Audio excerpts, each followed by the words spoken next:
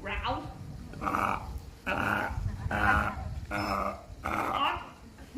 So this is also a noise that he makes a lot when he wants to impress the females. This is part of his sexual behavior.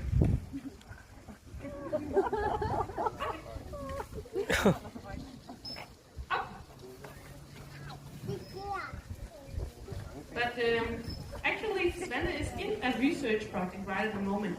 And it's a project where we want to study the heartbeat of the seals.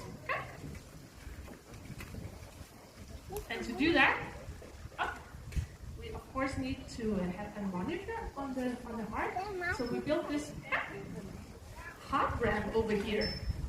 So underneath his chest right now, there's a monitor that can monitor whenever his heart is beating.